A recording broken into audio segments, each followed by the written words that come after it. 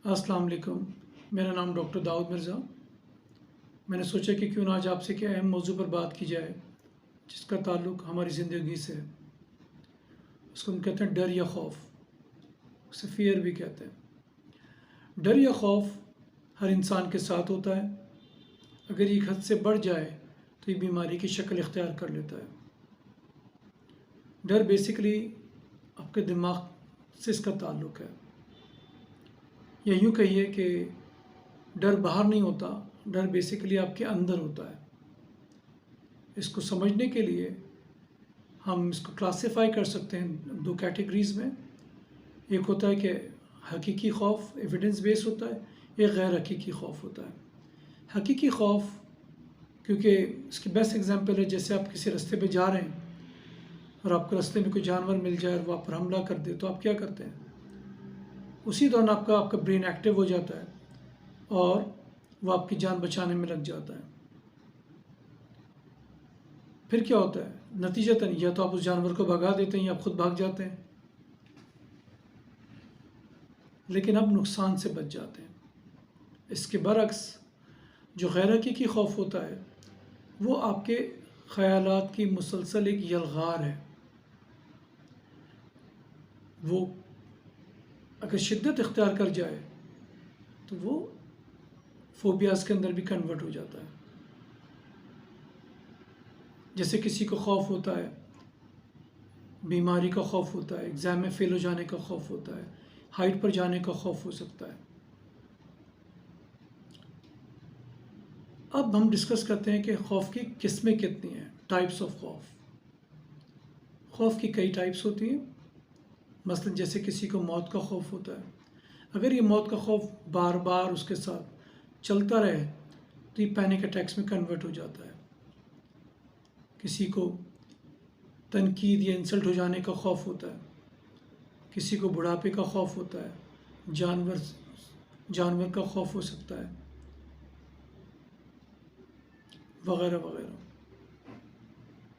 अब सवाल ये पैदा होता है कि क्या हम इस खौफ के साथ ज़िंदगी गुजार दें सारी की सारी, या कुछ ऐसी तदाबीर करें जिससे हम अपनी इससे छुटकारा हासिल कर लें। लेकिन इससे पहले आप इस बात को ज़रूर जान लीजिए कि इसके नुकसानात क्या हैं। जिस शख्स के अंदर भी डर या खौफ किसी भी किस्म का होगा, वो शख्स अपनी ज़िंदगी में कामयाब नहीं हो सकता, बस एक हद तक तरक्की करेगा। डर करता क्या है? ये आपको एक एहसास कमतरी में मुब्तला कर देता है। आपकी परफॉर्मेंस कॉम्प्रोमाइज़ हो जाती है, आपकी क्वालिटी ऑफ लाइफ मुतासर होती है, और आप ज़िंदगी में की भाग दौड़ में आप धीरे धीरे पीछे चले जाते हैं। अब इसका इलाज क्या है? इसका इलाज बहुत आसान सा है। आपने सिर्फ करना क्या है, एक अच्छे माहिर साइकेट्रिस्ट, साइकोलॉजिस्ट से मशवरा करना है। वो क्या करेगा?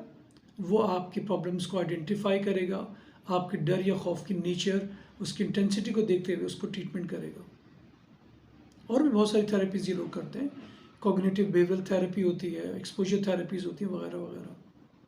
खैर, ये तो मेरा मौजू नहीं है। तो क्वेश्चन इज़, अब आपको इस डर को निकालना है, लेकिन आपको भी खुद भी कोशिश करनी है। सिर्फ डॉक्टर के ऊपर नहीं होगा, इसमें आपका रोल बिल्कुल बहुत लाजिम है। जैसे मेरे पास एक पेशेंट आई, उन्होंने कहने लगी कि मेरे पेशेंट आए, उन्होंने कहा जी मेरी बेटी उनके साथ थी, तो उन्होंने कहा जी मैं एक ऑफिस में काम करती हूँ, तो मुझे प्रेजेंटेशन देनी पड़ती हैं। तो उन्होंने मुझसे कहा था मुझे काफ़ी डर लग रहा है, तो मैंने कहा मैं कैसे दूँ। तो मुझे अचानक के ख्याल आया, तो मैंने कहा एक काम करें कि आप अच्छी सी प्रेजेंटेशन बनाएं और घर के अफराद के सामने, 1 से 2 अफराद लोगों के सामने प्रेजेंटेशन दें, जो गलती उसे ठीक कर लें, प्रैक्टिस करें। फिर उसके बाद आप 4 से 6 लोगों में दें, फिर 8 से 10 लोगों में दें। बार बार अपने आप को ये एक्सपोजर दें। इस एक्सपोजर से क्या होगा कि आपकी डर खौफ निकल जाएगा। एक वक्त आएगा कि आप आराम से प्रेजेंटेशन देने के काबिल हो जाएंगे। मुझे बड़ी अच्छी बात याद आई कासिम अली शाह साहब की। वो कहते हैं कि वो लोग जो खौफ की वजह से कदम नहीं उठाते, वो लोग जो खौफ के से कदम नहीं उठाते, वो ज़िंदगी में कभी कामयाब नहीं होते। क्या ज़िंदगी में कामयाब नहीं होते। जो अपने खौफ को फ़तह कर लेता है वो कामयाबी हासिल कर लेता है। आगे विलियम शेक्सपियर का भी मुझे याद आई एक बात। वो कहते हैं extreme fear can neither fight nor fly. याद रखिए कि जिस शख्स के अंदर डर और खौफ होगा वो अपने हक के लिए भी नहीं लड़ सकता। जो हक के लिए लड़ सकता तो वो अपना हक कैसे हासिल करेगा। और वो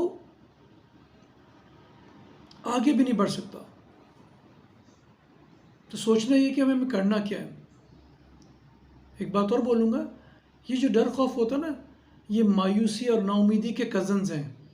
आपने इस ख़ानदान को बाहर उठाकर फेंकना है। आज आपको फ़ैसला करना है कि आपने डर डर के जीने ज़िंदगी गुजारनी है या जी कर ज़िंदगी गुजारनी है। एक अच्छी और कामयाब ज़िंदगी गुजारने के लिए आपको अपने डर को निकालना होगा, अपनी सोच को पॉजिटिव रखना होगा। इस तरह आप आगे बढ़ सकेंगे। ज़िंदगी आपकी है, फ़ैसला आपने करना है। Thank you.